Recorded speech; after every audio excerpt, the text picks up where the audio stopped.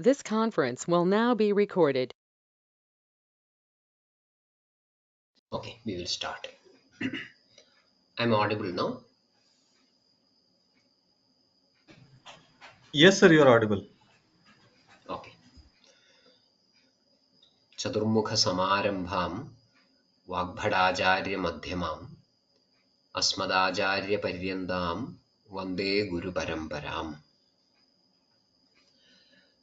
रागादिरोगान् सततानुषक्तान् अशेषकाय प्रसृतान् अशेषान् औत्सुक्यमोहारदिदान् जघान यो पूर्ववैद्याय नमोऽस्तु तस्मै. Namaskaram to all. We were discussing something about Vipagam. I understand that it was a little bit elaborate and maybe a bit uh, unnecessarily lengthy also. But anyway, I think if we do not discuss about Vipagam at this point, we will not discuss Vipagam anywhere else. So I think we will see what all things are to be discussed in this particular context. So we have seen that I'll be talking a little bit slow because I think that will help the members in this room to follow me in a better way. Uh, so, in continuation to what we discussed in our previous session, we can say that the concept of Vipagam is the outcome of process, a thought process which was trying to explain how a dravya is received by the uh, sharira, agni, or that system of agni, and how the different stages of transformation that is happening, and how ultimately it is going to influence the dosha dhatu mala or sharira. So vipaga accommodates the essence of that thought process. We all know that any dravya will come under the threefold classification. That means shamanam, kopanam, swasthahitam. Shamanam, kopanam, swasthahitam. Dravyamidi tritha. So any dravya will come under this classification. And these three terms, that means shamanam, kopanam, and swasthahitam, that is also a classification which is based on how a dravya is going to influence a living body, jiva sharira. Kinjit dosha prashamanam, kinjit dhatu pradushanam, swastha vritte hidam kinjit trividham dravyamuchyate. That is how Acharya Charaka documents this idea. Actually, any dravya which is consumed as an ahara or aushadha or in any form, any dravya outside the body, that usage itself tells that it is outside the body, and so we call it as a foreign body. It is a foreign body which is vijadiyam. Vijadiyam. When we compare it with the Sharira, it is a Vijadiya Dravya. And Sharira will make use of such a Vijadiya Dravya by processing it and transforming it to make a Sajadiya Dravya. Then only it can be used. That is the significance. So it requires a transformation from Vijadiyata to Sajadiyata. That is what the Agni is supposed to do. And when we say that, okay, Agni makes any Vijadiya Dravya Sajadiya, we do not misunderstand that any Sajadiya Dravya will be Swasthahita. That need not be the case.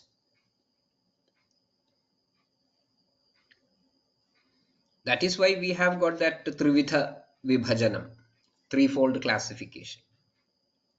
Sometimes a dravya which is made into a sajadiya stuff may be shamana.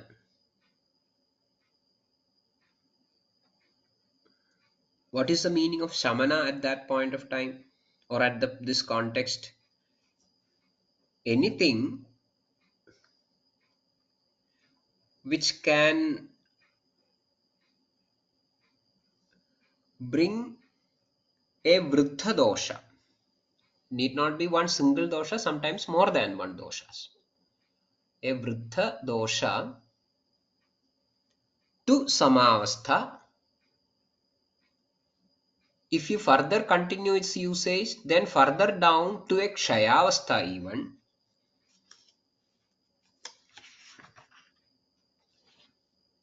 is technically known as the shamana here. Similarly, a dosha which is already in a kshina avastha or kshaya avastha, which will be brought to its samavastha, increasing it and bring it to samavastha. That is also shamana. Whereas kopana dravya is a dravya which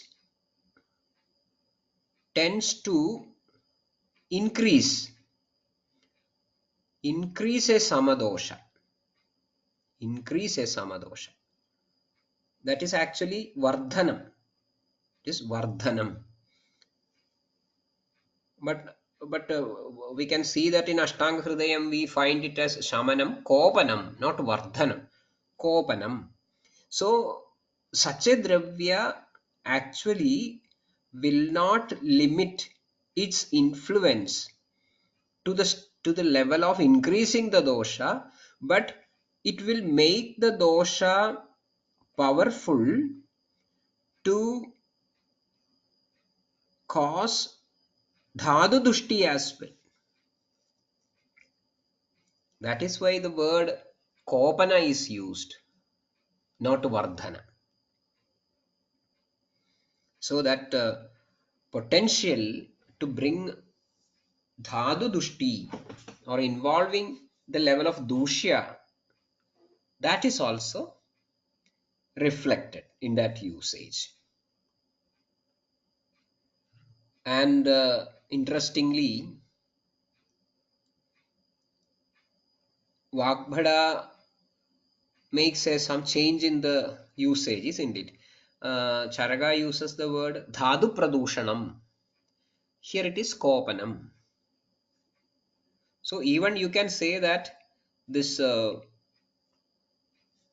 pradushanam is actually a sequence of dosha kopanam. Vagbhada may be uh, trying to emphasize that particular point. That could be the reason why he used kopanam. These are our assumptions, that's all. And the third category of dravyas, they do not involve in either vriddhi or kshaya, and thus they do not cause any dhadu pradushana. Instead, they bring about dosha samya and dhadu poshana. That category of dravyas are known as swasthavritte hitam. Swasthavritte hitam. Now, coming back to our context of vipaka, see, we saw that yadudedi rasandaram, and when we say that it is rasandaram, it is not simply about rasandaram, but it is about a dravyandaram as well. We explained it in our last session.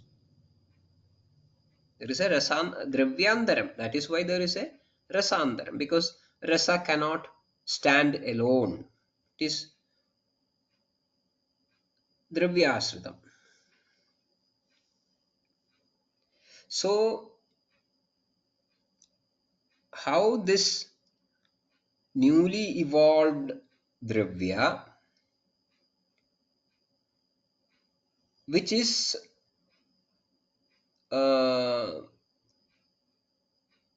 that from that previous stage of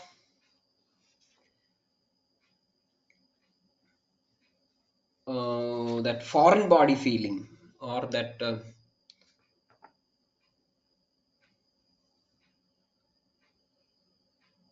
heterogeneous, as far as the body dhadus are concerned, heterogeneous, from that which is converted to a homogeneous stuff.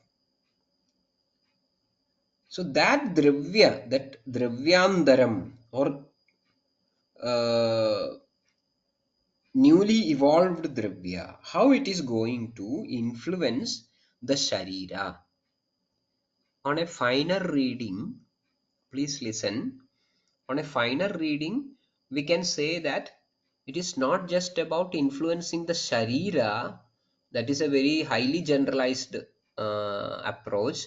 In a more precise manner, we can say that how it is going to influence the kleda in the sharira.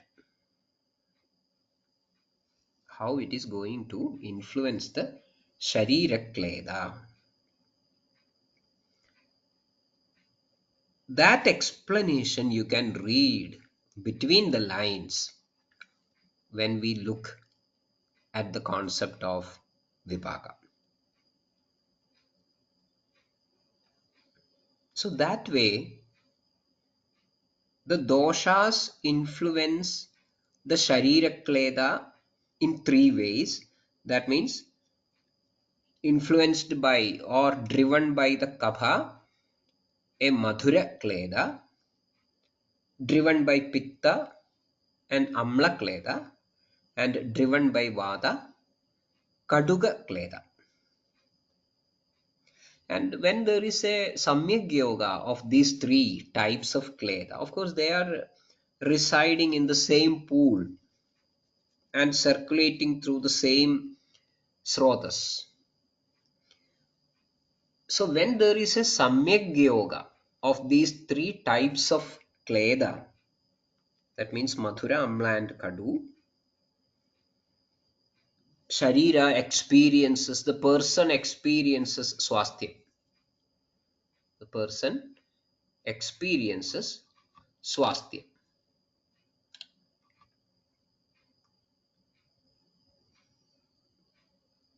The Madhura Kleda facilitates Dhatu Poshana. The Amla nature of certain part of the Kleda facilitates the Pachana and Parinama within. And the Kadu Bhava that ensures Srodha Saushtava. Thus, these three segments or three types of skleda anugrinadi, deham anugrinadi, blesses the sharira. Now, Sir, hello. sir, I have one question sir, here. I am sorry for interrupting. Sir, Okay, no this problem. Kleda, the Kleda, what you mentioned now, is a production from the single ahara which is taken. Is it right, sir? Yes, yes, yes. Any ahara will be influencing the pool of kleda. The basic pool of kleda in the sharira. Maybe all these are assumptions. Let me repeat it. Proposals or hypothesis. Or the pool of kleda in the sharira can be considered as having these three components. And the ahara what we take by its nature will be uh, adding on to a particular pool of the kleda. Is the idea clear? Clear, sir. Sir, I have one more question. What is the difference between this Kleda and the Rasa Dhatu, sir? Rasa. Okay. See, Rasathadu is a the first in multiple times we will see that ahara parinamajanya adya dhatu. So it is that first level of that homogeneity that is happening by the influence or by the action of dhatognis, that is limited, whereas within the sharira there is a pool of sneha which can be or which may be considered as driven by or controlled by the kapha, especially the avalambaka kapha. That in the description of avalambaka kapha you will see that satrikasya swaviryata hridayasya annaviryacha talstha eva ambu karmana. That ambu karma is done by this kleda, the sharira kleda. So there is a pool of sneha. But interestingly, in rasa dhatu is the first formed dhatu, which is going to be acted upon by dhatwagnis further, dhatu parinama kriya. And in any dhatu parinama kriya, there will be a sarakitta vibhajanam. Certain sthula malas of this sarakitta vibhajanam, a product of this sarakitta vibhajanam, can be proposed. The sthula malas are the kabha pitta malagheshu prasvedo nakharo macha sneha chitva vishamojo. That sort of a vibhajanam explain that description gives you more about that sthula malas. Keep the ojas aside because it is another point of debate which we will do later. Meantime, there will be a sukshma part of mala which will be just maybe an undifferentiated type of sneha alone. But it is a malarupa sneha. that will be further adding to the bulk of that kleda. That also will be a part of this Sharira kleda. So at a given point, this Sharira kleda will have the good element which can be used for further processing, which is contributed by the Rasadhatu, and a bad element which is Malarupa Sneha, which is a product of this Parinamamapadhyamananam Dhadunam. And that Malarupa Sneha from this pool of Kleda will be drained out slowly. It is a continuous process because as Dhadu Parinamam is a continuous process, this uh, topping up of the Sharira Kleda with this Malarupa Sneha is a continuous process, and it's Vahanam, Mutrasya Kleda Vahanam. That is also a continuous process. So that is how we visualize, or we propose the idea of kleda and its difference between difference with from rasadhatu. Is the idea clear? Yes, sir. Yes. Okay, so we will come back to our context. So yeah, we were discussing about this three types of kleda that can happen, and in a very sharp but an unconventional way of looking at it, one can understand that the changes that is happening to the Sharira Kleda, it's a Samyak Sthiti, it's Asamyak Sthiti. Actually, that status of Kleda can be considered as the subtlest, but definitely decisive element of Swasthavritta as well as Adravritta. While explaining a disease, you can take some examples like what is happening in Jwara, or what is happening in Raktapitta. Maybe certain diseases like Kasa Shwasa, they're also, even in such conditions which are purely Srota Ashrita, you can make out what is the type of change that is happening to the Sharira Kleda. Slowly, in all the Prameha, what is happening to the Sharira Kleda, or in Shobha, what is happening to the Sharira Kleda.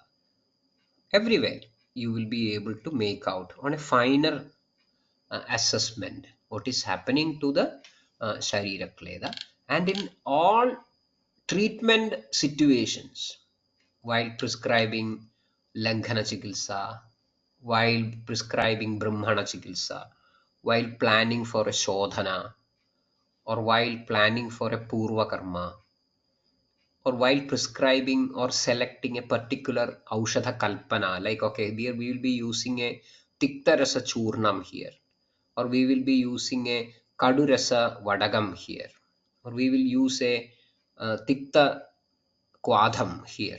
Everywhere, precisely in the subtlest sense, we are trying to manipulate the status of Kleda, whether it is Upavasam, whatever it is. So that way, this threefold status that is persisting, prevailing within the pool of Sharira Kleda, and the role of three doshas behind that status, etc., are going to be very, very crucial. And from all these ideas which we conceive, when we look at the concept of vipaka, that means the ahara pachana ends up with the nishthapaga, and that dravyandaram which evolves at that point of time can have madhura, amla or kadu status. I don't say rasa, even though it is known as rasandara. We will come to it. That Mathura, Amla and Kadu status,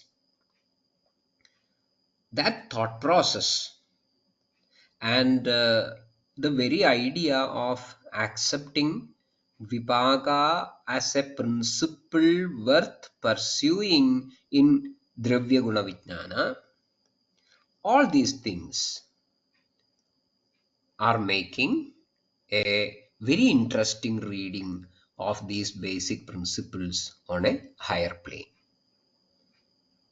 On a higher plane. This is because basically Dravya Guna Vijnanam is fundamentally Ayurvedic Dravya Guna Vijnanam is fundamentally an effort to understand and explain how a Dravya influences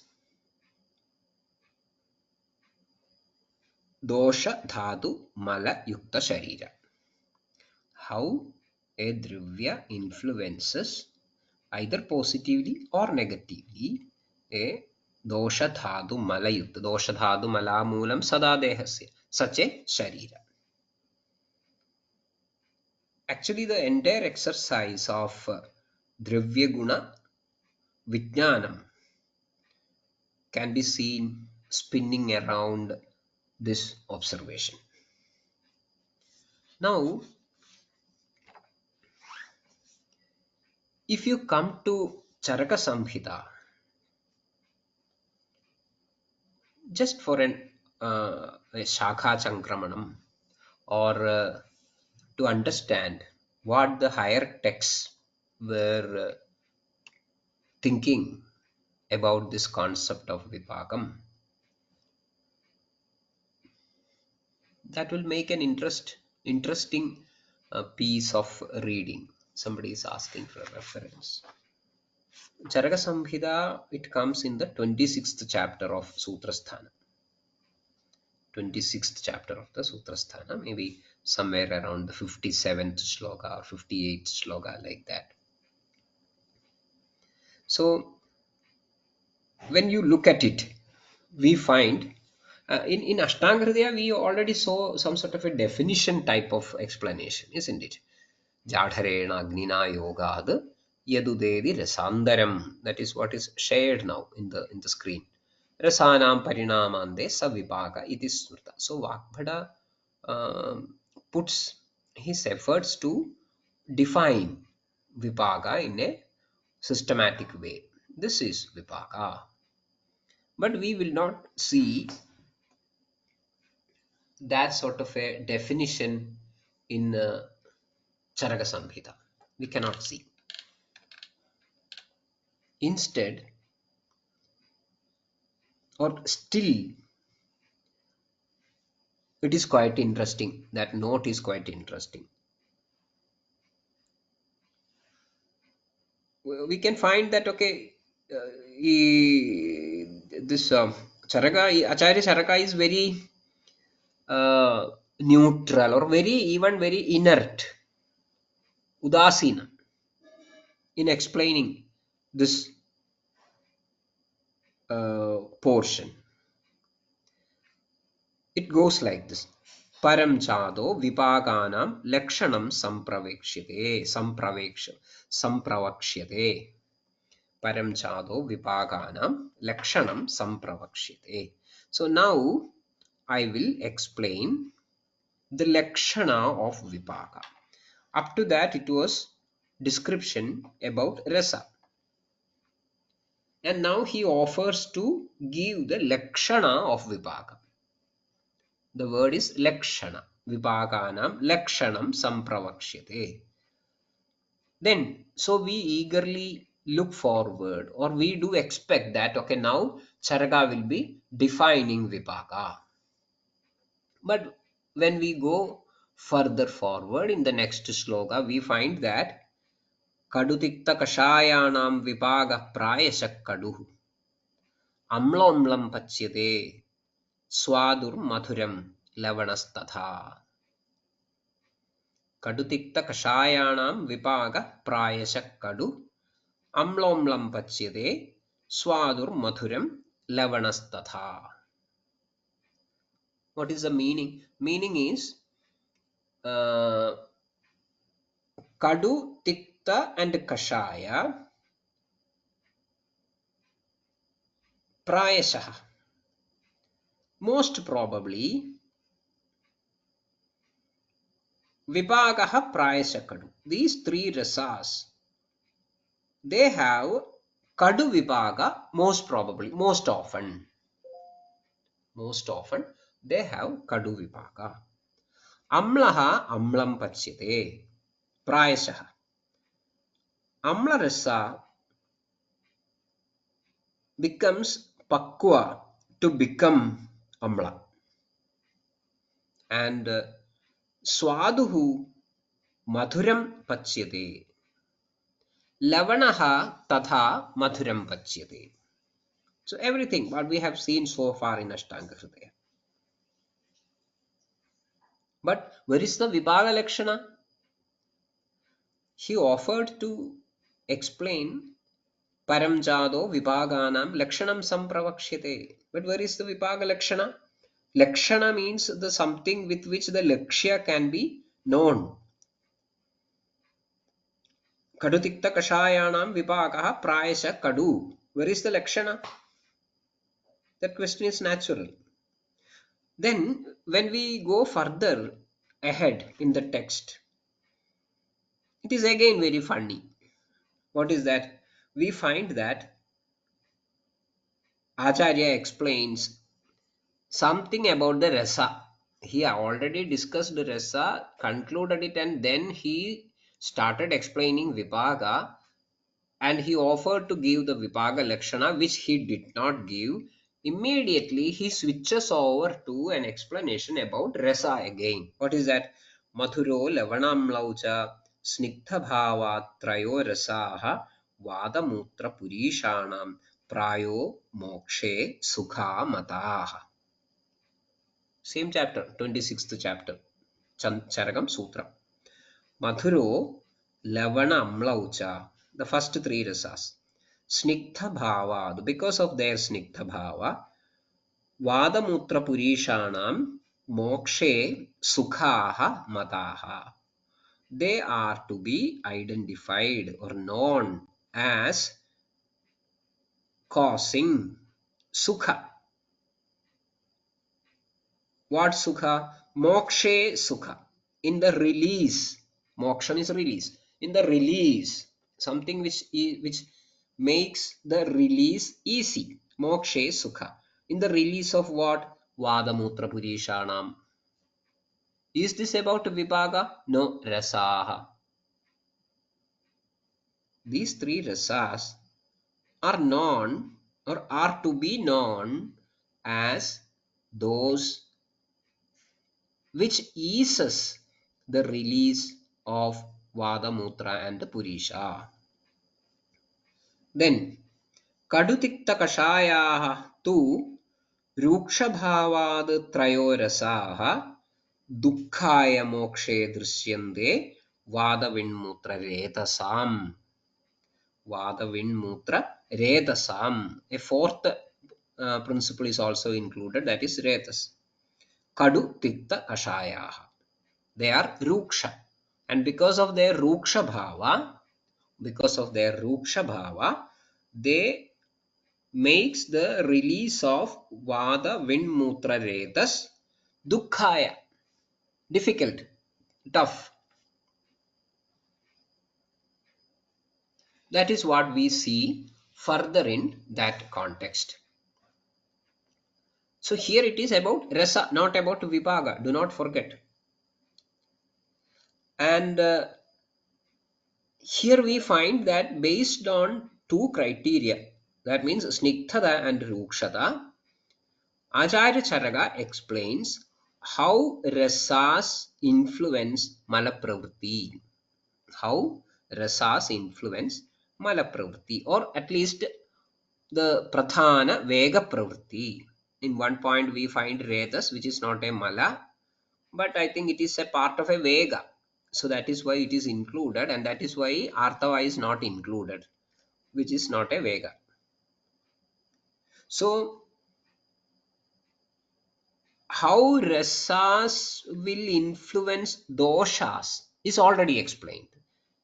In Ashtanga also we have seen Tatradya, Marudanghanandi, Trayastiktada Katham. But how rasas will influence the malas, that was not explained earlier. So Acharya might have thought that I should not miss it. So even though late, I should express it here. So that could be the reason why immediately skipping away from the description of Vipaga, he was trying to explain the influence of rasas on malas. Is it so? We will see. So, again, we can infer, if it is so, we can infer that always the Dravya Guna Vijnana is about the influence of a Dravya on dosha, dhatu, and mala. Okay, that is also clarified. Now, let it be so. We are okay. We have no difference. We have no difference in opinion in this regard. But what about Vibhaga? Please tell something about Vibhaga. Again, we look into the text further. Then we see what is that? Shukraha Baddhavinmutro Vipago Vatalaha Kaduhu. Then he is coming back to Vipaga with certain specific descriptions. What is that specific description? Shukraha Baddhavinmutraha Vipakaha Vatalaha Kaduhu. Kadu Vipakaha Vatalaha, so its influence on dosha. Baddhavinmutraha, so its influence on mala. Shukraha, Shukra here can be considered as representing all the dhadus which ends with Shukra. So its influence on dhatu is also explained.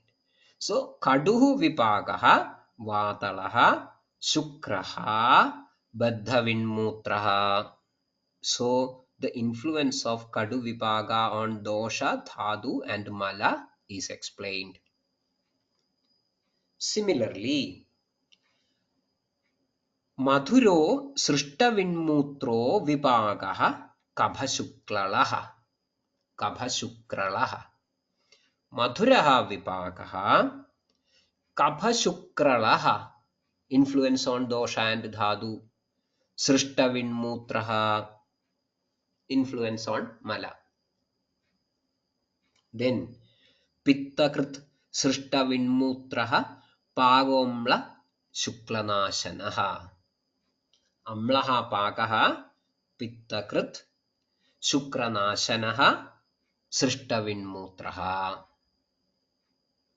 Kaduvipakaha is pittakrit, sorry, amla vipakaha pittakrit srishtavinmutraha shukranashanaha cha.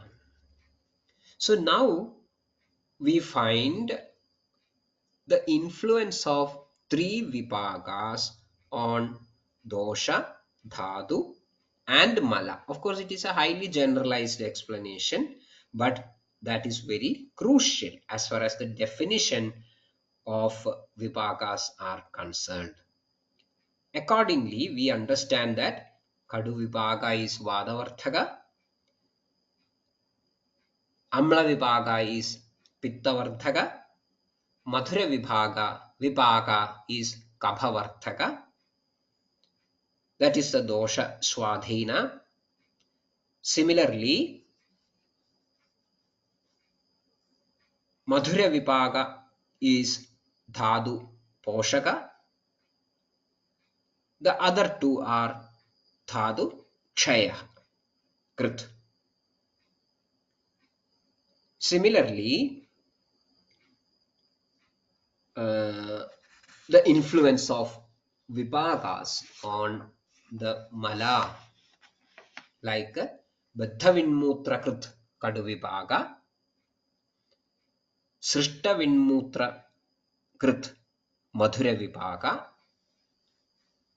Amla is also Srishtavinmutra Krit. And one more line can be seen added to this. Tesham Guru Syad Madhuraha Kadugamlau Ado Anyatha. Kadugamlau Ado Anyatha. So Madhuram is Guru, Kadugamlas, they are Lekhu. So that way we can make some sort of a definition for Vibhaga. What is that? Kadu Vibhaga is that status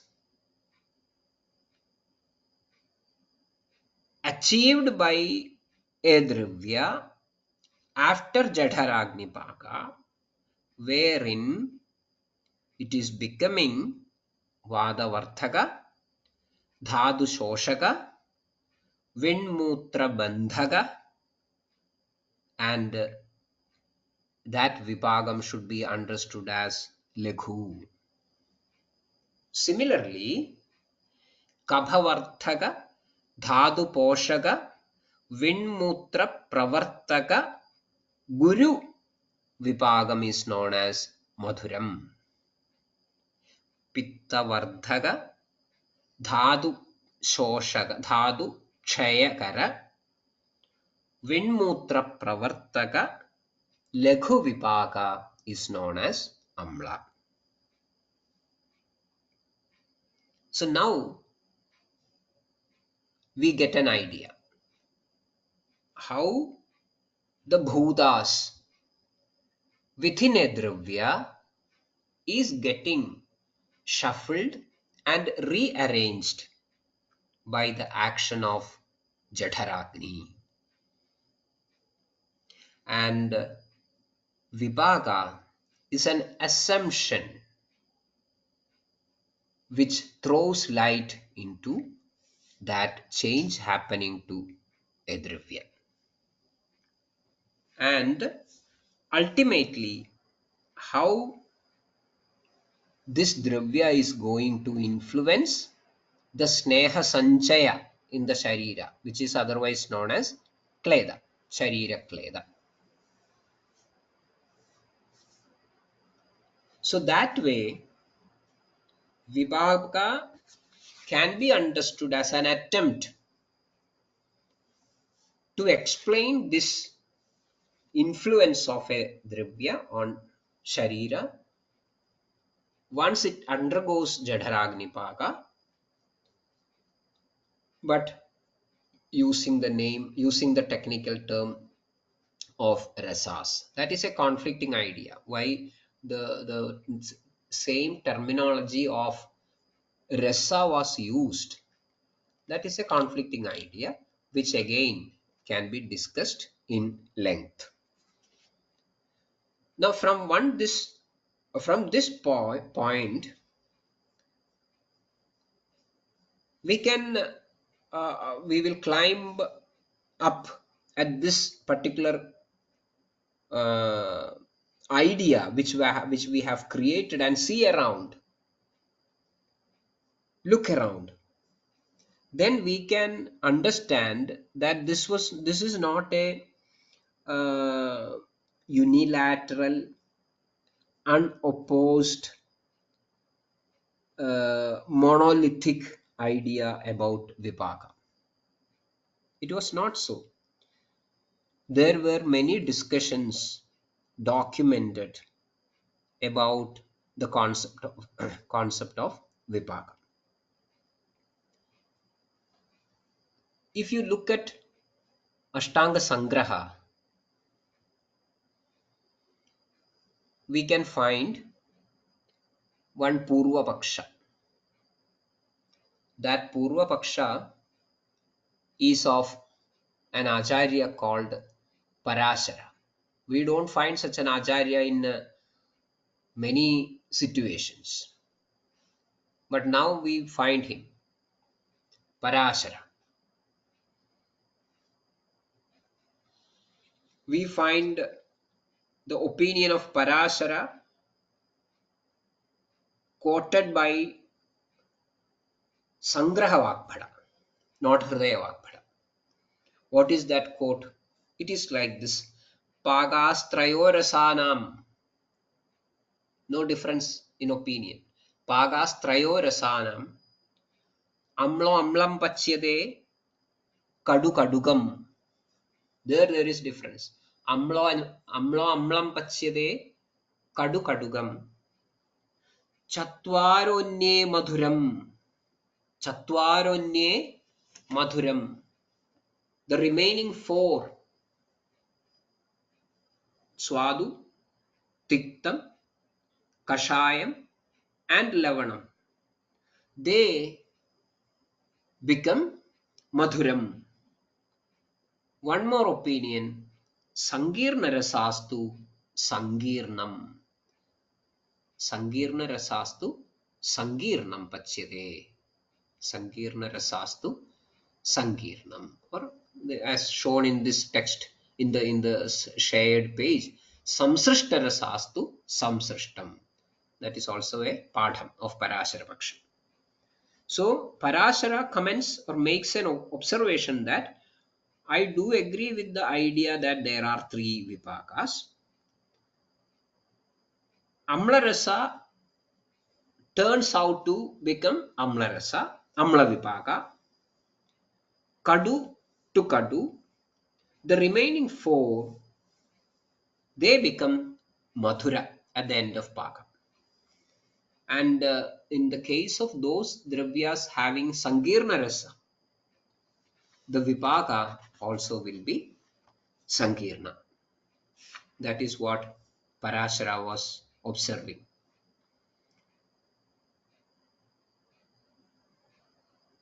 He has something else to add. Kadutikta kashayanam kadugo yesham vipakaha iti pakshaha tesham pitta vikhade tikta kashayo katham bhavata. That is the question he is posing about to substantiate his stand. What is that? Those acharyas or authors who proposes that Kadu, Tikta and Kashaya become Kaduga in Vipaka, how would they explain the experience, the observation that Tikta and Kashaya act as Pitta Shamana? How can they explain it? If Tikta and Kashaya is becoming Kadu at the end of the day, how can they become Pitta Shamana? Simply posing such a question, he retires. That is what we find.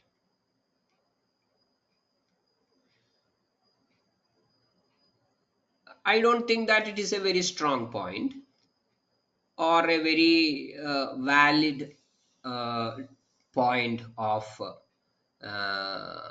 this particular debate. But interestingly,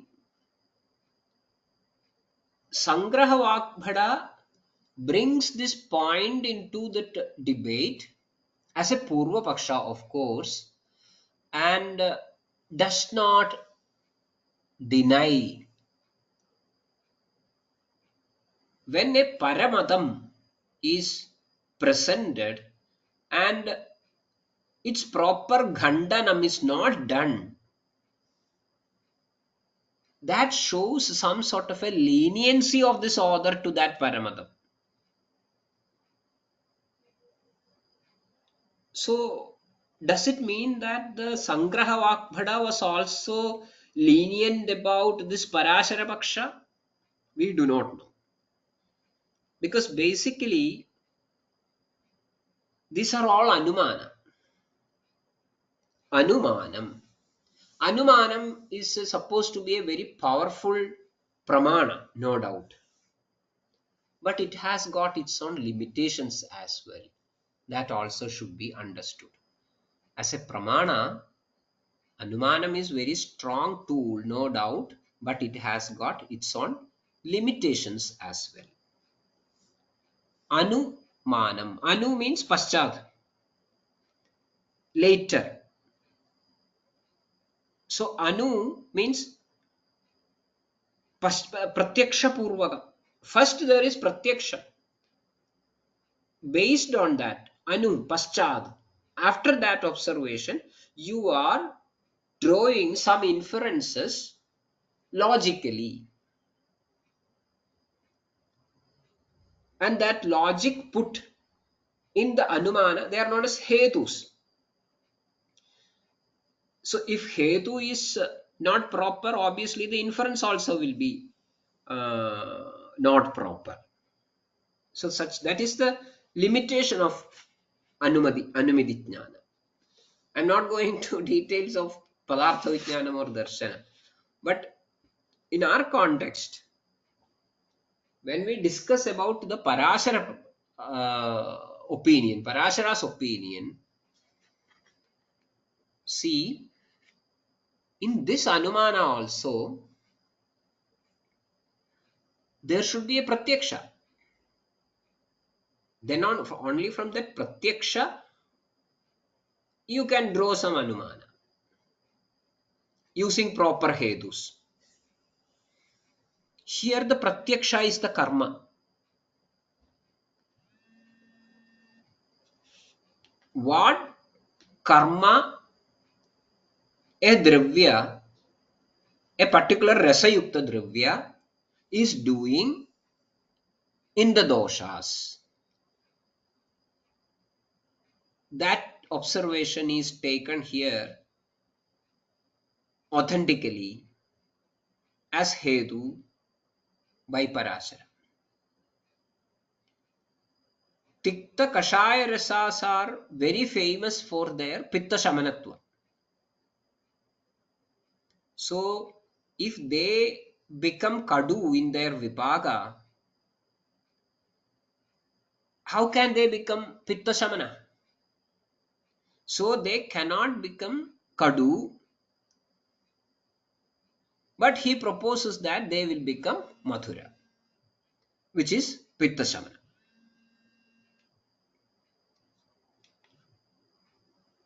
So it is a very basic, fundamental, even childish logic that Hetu is very Durbala Hetu, because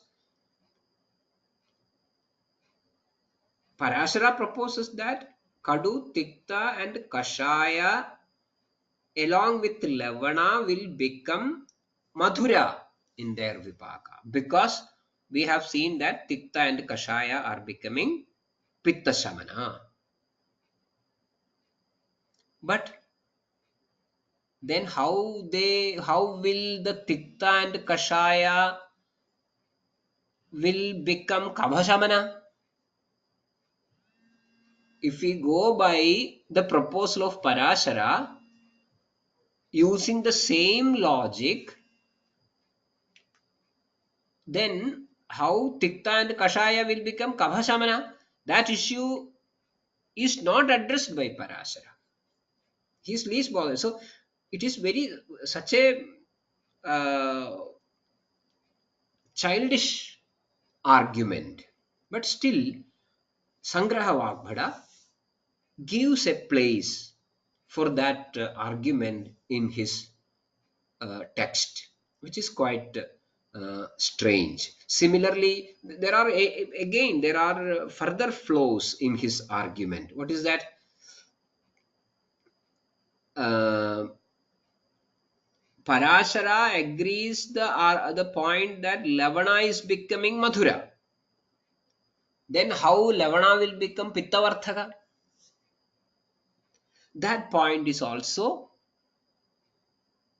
not addressed by Parashara. Anyway, these are all showing the weaknesses of the Hetus proposed by Parashara. So we will not go to the very in-depth analysis of that Vada. Okay. Now we can find some other arguments as well in this, in the page which is shared in the screen. You can find it. Yatharasam jaguppagan shat kejit tadasambratam. Again Vaphada in Sangraha. Yatharasam jaguppagan shat kejit tadasambratam. There here he denies. Kejit, some authors, yatharasam षट्पागान jaguhu. Yatharasam, according to the six rasas, षट्पागान, six vipagas are told jagu. Tad asambratam, that is not yukti yukta. That does not sound logical. So here we can find Vagbhada denying that proposal. And we can find the celebrity commentator Chakravani comments on this. Charagam Sutram 26th chapter. Chakravani's commentary for the 63rd sloka. There is an opinion among some authors that there are six vipagas respectively representing the six rasas. There is some other opinion further that weak rasas surrender,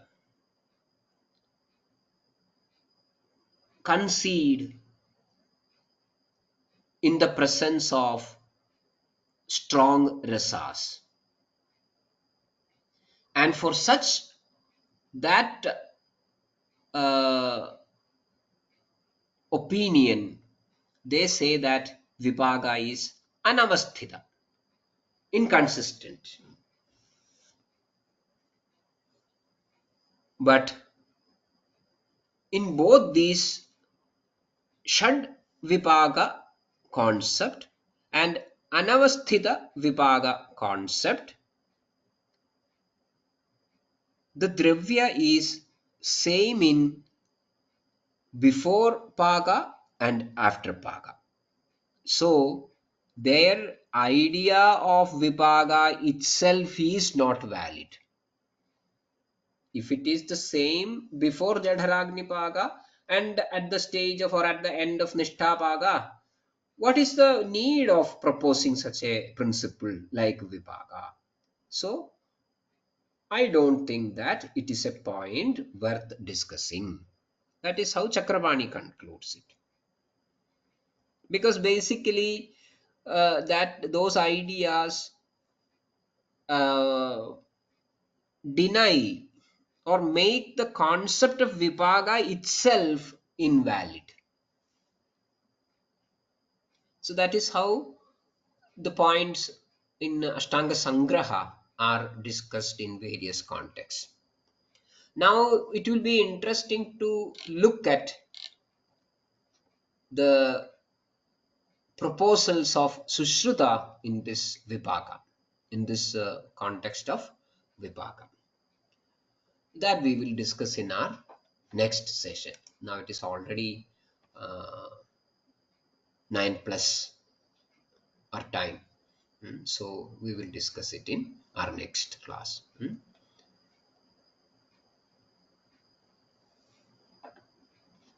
There is one point put forward in the chat box. Can we say Kleda is Margastha and Rasa is Sthanastha entity?